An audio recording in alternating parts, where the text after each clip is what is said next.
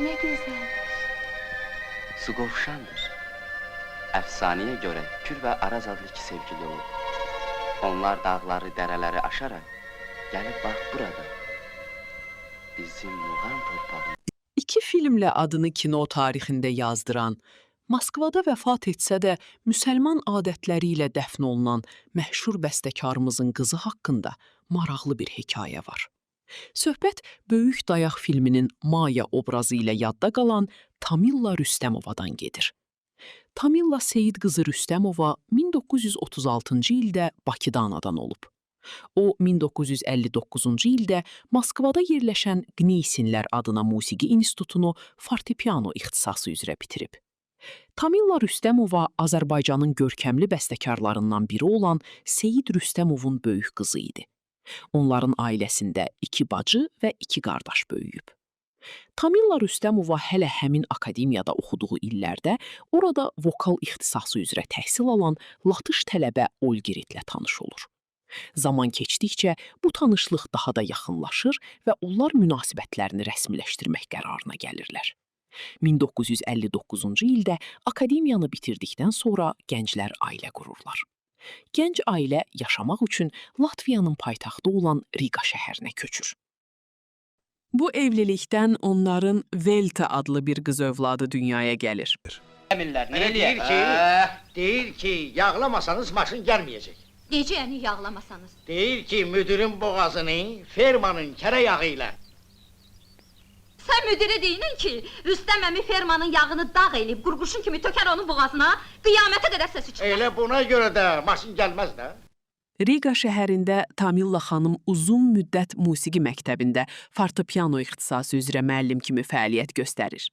Onun həyat yoldaşı Olgert isə opera ifaçısı olmaqla yanaşı aktyor kimi də bir neçə filmdə çəkilib. Tamilla Rüstəmova isə Böyük Dayaq və Ulduz filmlərində çəkildiyi vaxtlarda yay mövsümündə Bakıya istirahətə gəlmişdi. Məhz atasının məsləhəti ilə bu filmlərdə rol almağa razılıq verir. Gidin, bacı. Ulan, görəsən, hansı bəxtəbəri haraylıyır? Elə xoşuma gəlir. Bayatı deyib, evimizin dövrəsinə fırlanalar. Gedin. Onun ən böyük uğuru da məhz bu filmlərdə canlandırdığı Ulduz və Maya obrazları olur.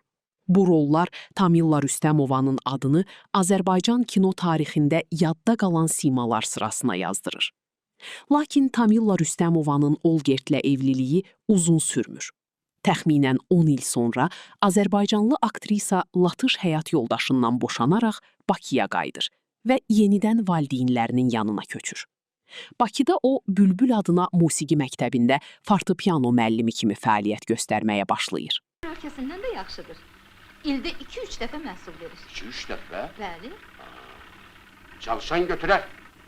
Axı, ilin 10 ayını günəş buğanda çıxıb, buğanda da batır. Hə, qardaş, buraya gəl. Gəldin dədə. Gəlmə ayağını apar qızıl bayrağa. Gəl ol. 1971-ci ildə Tamilla xanımın anası, 1983-cü ildə isə atası Seyid Rüstəmov dünyasını dəyişir. Bakıda yaşadığı illərdə Tamilla Rüstəmova bir daha kino ilə əlaqəsini tam kəsmir və Axırıncı Aşırım filmində epizodik bir rola da çəkilir. Maraqlıdır ki, Tamilla Rüstəmova çox qapalı və sakit bir insan olub. O, həmişə mətbuatdan uzaq durmağa çalışıb. Radio, televiziya və qəzetlərə müsahibə verməkdən demək olar ki, həmişə imtina edib. Elə buna görə də onun həyatı haqqında məlumat tapmaq da həmişə çətin olub. Tamilla Rüstəmova Bakıda yaşadığı müddətdə qızı Velta böyüyərək məktəbi bitirir.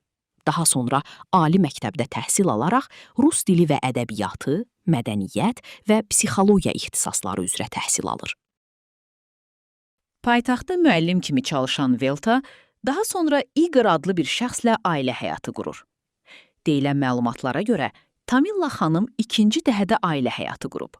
Lakin o, bu evliliyini dostlardan və tanışlardan gizli saxlayıb və bu barədə çox az insan məlumatlı olub.